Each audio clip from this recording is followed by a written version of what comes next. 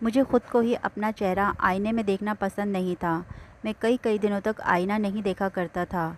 सबने मुझे मेरी बदसूरती का हमेशा इस कदर एहसास दिलाया कि अब मैं भी इस बात को मान गया था कि वाकई में मैं बदसूरत ही हूँ, क्योंकि कोई मेरी तरफ एक बार देखने के बाद दोबारा नहीं देखता था।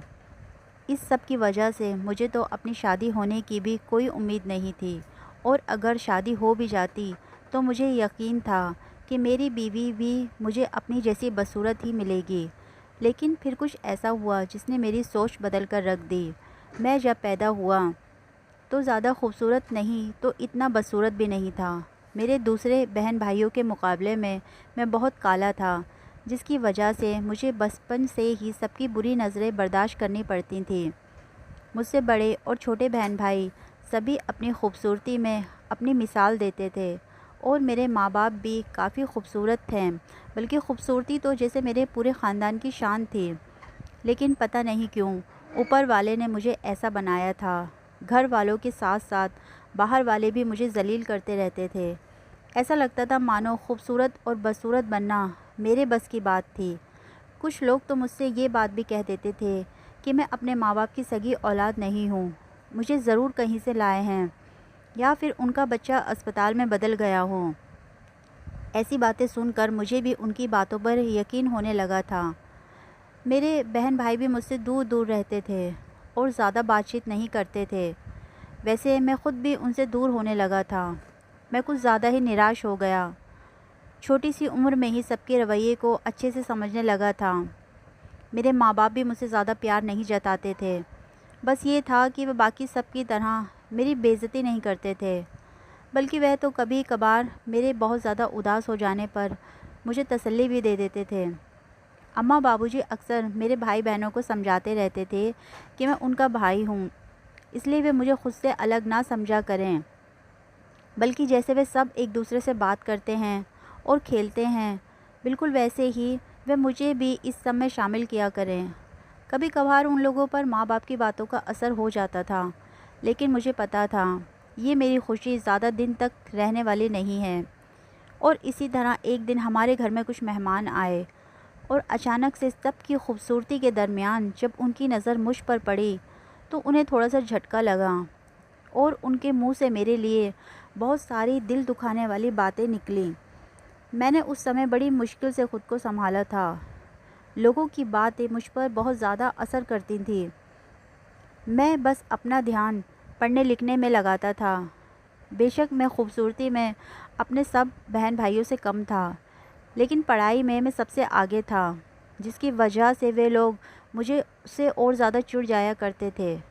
लेकिन मैं परवाह नहीं किया करता था, क्योंकि मुझे अपने आप को कहीं ना कहीं तो व्यस्त करना ही था। लेकिन मेरे भाई बहनों को मेरी ये बात हज़म नहीं हुई। उन्होंने कुछ ऐसा किया कि मेरा ध्यान पढ़ाई से हटता चला गया, और मैं ये सोच ही नहीं सका कि इसके पीछे दूसरों का फ़ायदा है।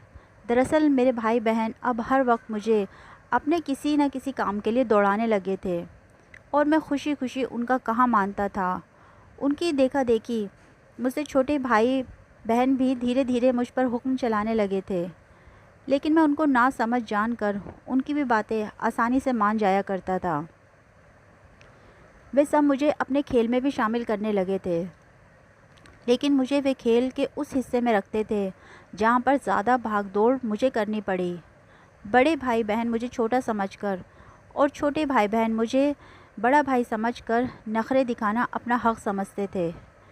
इसी तरह ज़िंदगी का काफ़ी अरसा गुज़र गया था, और मेरे बड़े भाई बहन अब जवानी की दहलीज पर पहुंच चुके थे। तब तक मुझे भी सही गलत की पहचान होने लगी थी, लेकिन तब तक शायद बहुत ज़्यादा देर हो चुकी थी। वे लोग तो अपना भविष्य संवार चुके थे, लेकिन मेरे पास कुछ भी नहीं रहा था। मैं जो सबकी नज़रों में अच्छा बनने के चक्कर में था, फिर से बुरा बनता चला गया, और अब तो हर हवाले से मैं सबके लिए बुरा ही था। और इसके साथ ही मुझे कई बड़े धक्के लगे जिन्होंने मुझे तोड़कर रख दिया था। मुझे धीरे धीरे मानसिक बीमारी होने लगी थी। सबसे पहले तो एक दिन मेरे दिल और दिमाग में खूबसूरत बनने का शौक़ सवार होने लगा था। मैंने सोचा कि ये नई दुनिया है, यहाँ पर चेहरा बदला जा सकता है, मैंने अपनी बड़ी बहन से इस बारे में बात की तो मेरी बहन ने ये सुनते ही बड़े जोश से कहा कि वह इस हवाले से मेरी मदद करेंगी। तो मैं खुश हो गया, लेकिन मेरी ये खुशी गलत साबित हुई थी, क्योंकि मेरी बहन ने जो मुझे कुछ साबुन और गोरा करने वाली क्रीम लाकर दी थी, उनको अपने चेहरे पर लगाने से मुझे एलर्जी हो गई। मेरा चेहरा दानों से भर गया था, जिससे मेरा चेहरा काला पड़ता चला गया। मैं जो पहले ठीक ठाक सूरत होने की तसल्ली दिया करता था, अब अपने चेहरे पर नज़र पड़ती तो वह तसल्ली झूठी लगने लगती थी, क्योंकि अजीब चेहरे की वजह से मैं बदसूरत लगने लगा था। उसके बाद मैंने हर तरीके से अपना चेहरा ठीक करने की कोशिश की, लेकिन ऐसा नहीं हो सका। पता नहीं मेरी बहन ने मुझे ऐसी 2 नंबर क्रीम देकर मुझसे कौन सी दुश्मनी निकाली थी। उसके बाद मेरे लाख कहने पर भी चेहरे को साफ़ करने के बारे में उसने मुझे कुछ नहीं बताया था, बल्कि वह तो अपनी गलती मानने को तैयार ही नहीं थी।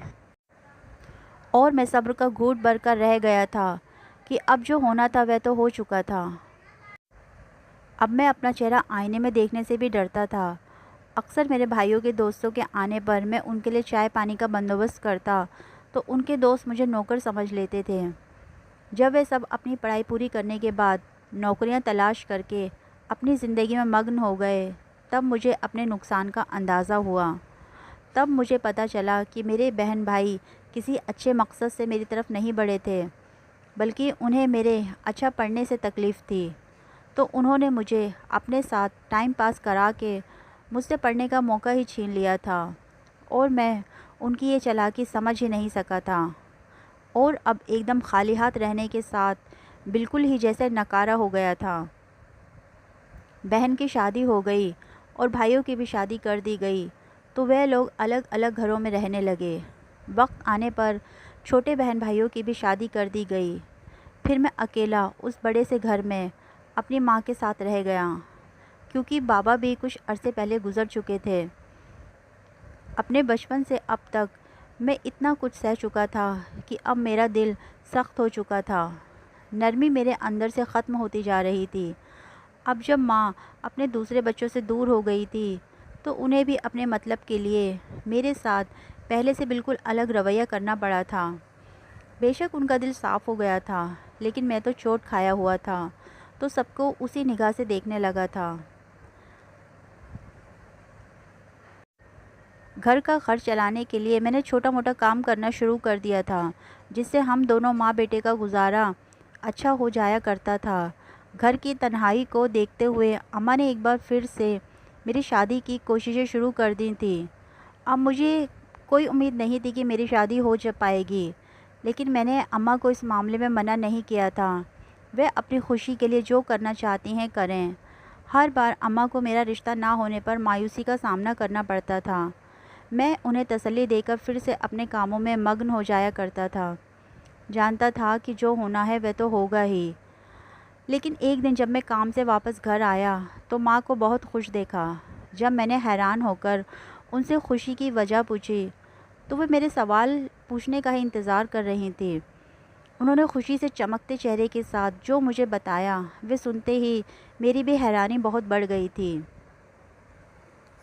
क्योंकि अम्मा बता रही थी कि उन्हें मेरे लिए कोई लड़की पसंद आ गई है।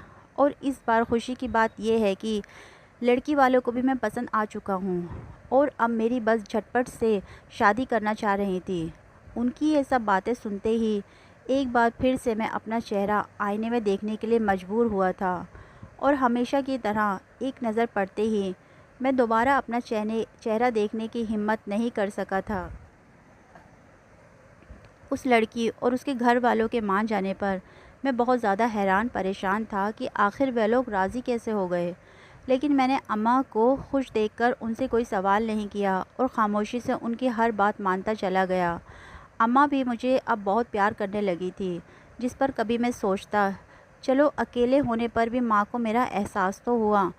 मैं लड़की और लड़की के घर वालों के बारे में बस इतना ही जान सका जितना मेरी माँ ने बताया था, और फिर मैं अपनी माँ के साथ जाकर उस लड़की से शादी करके अपने घर ले आया था।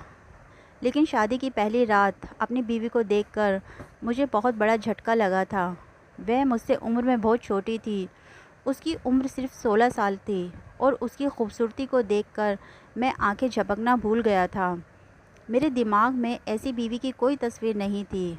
शायद इसलिए मैं उसे अपना नहीं पा रहा था और ना ही माँ ने उस लड़की के कम उम्र और ख़ूबसूरत होने का बताया था। लेकिन कुछ समय के बाद मैं भी उस लड़की के साथ एक नई ज़िंदगी शुरू कर चुका था। मुझे डर ये था कि वह मुझसे नफ़रत करेगी,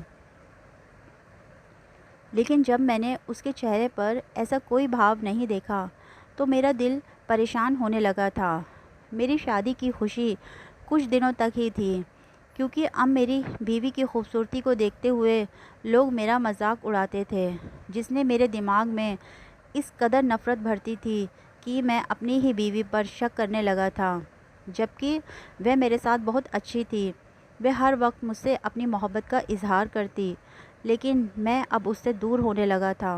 मुझे लगता था कि मेरी ये कम उम्र हसीन बीवी यकीनन मुझे धोखा दे रही है, मुझे पागल बना रही है, मेरे सामने प्यार की बातें करके मुझे उल्लू बनाती है और फिर मेरे पीठ पीछे यकीनन मुझ पर हंसती होगी।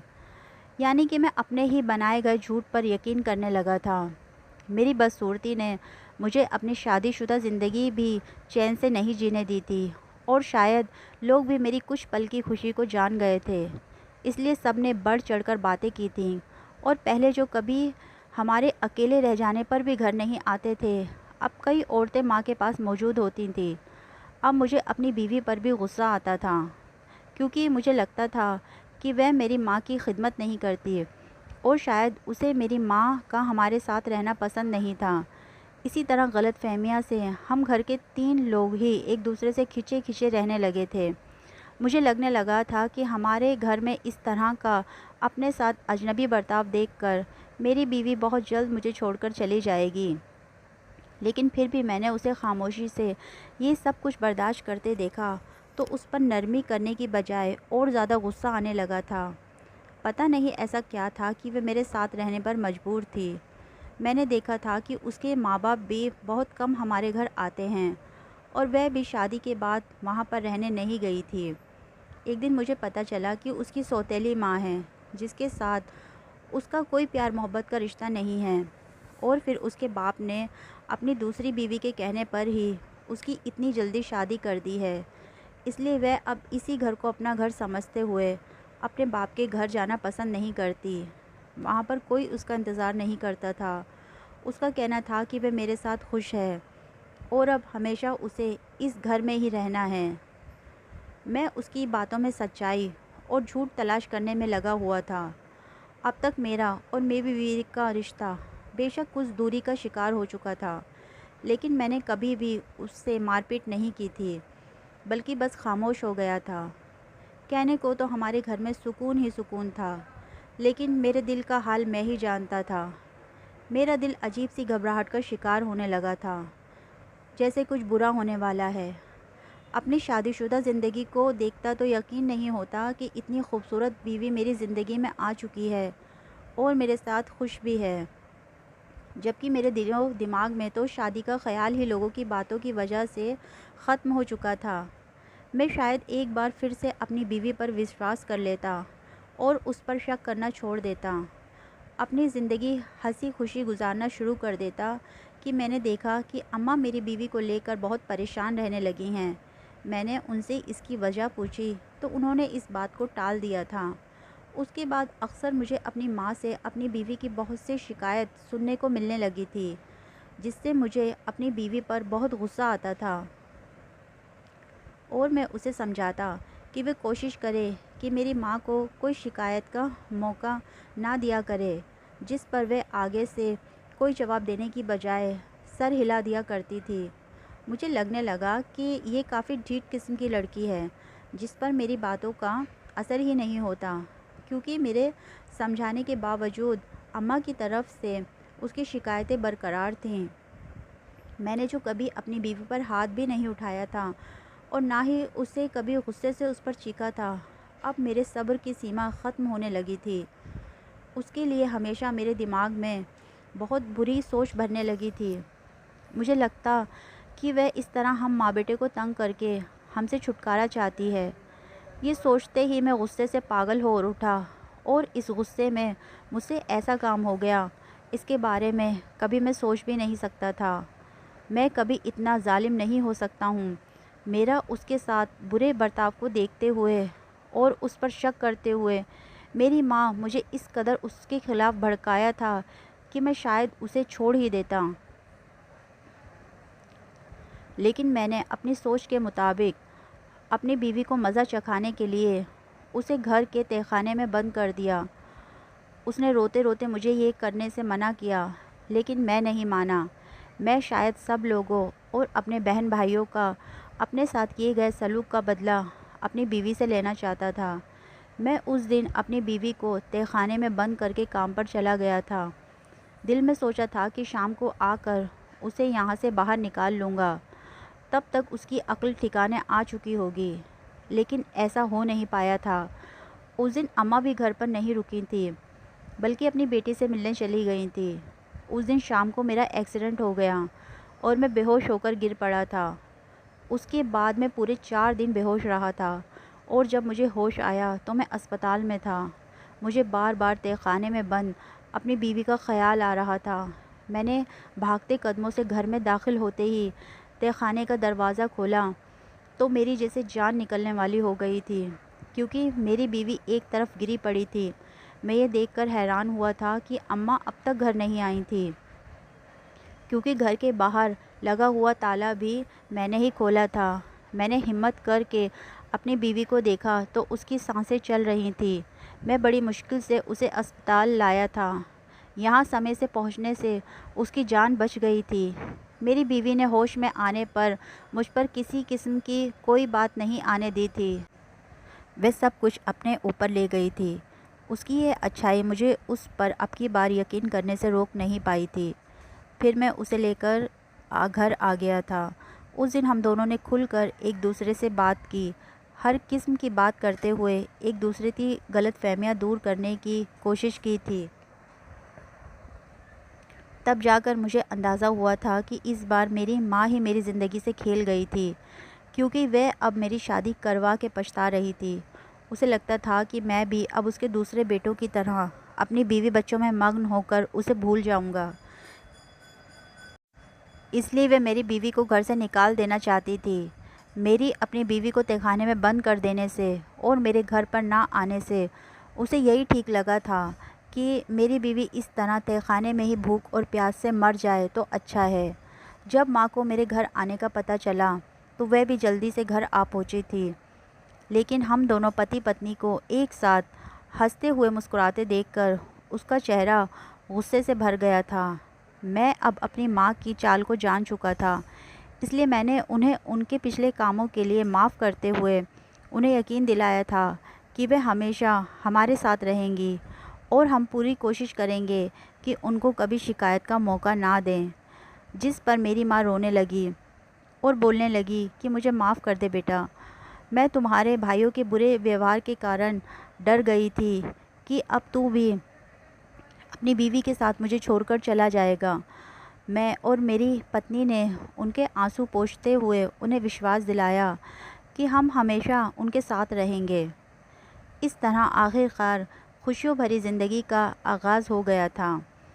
अपनी कम उम्र और हसीन बीवी को मैंने ऊपर वाले की तरफ से अपने लिए एक तोहफ़ा समझ लिया था, जिसके लिए मैं अब उसका शुक्रगुज़ार रहता था। तो दोस्तों, ये थी हमारी आज की कहानी। कहानी अच्छी लगी हो तो वीडियो को लाइक करें और चैनल पर नए हैं तो चैनल को सब्सक्राइब कीजिए।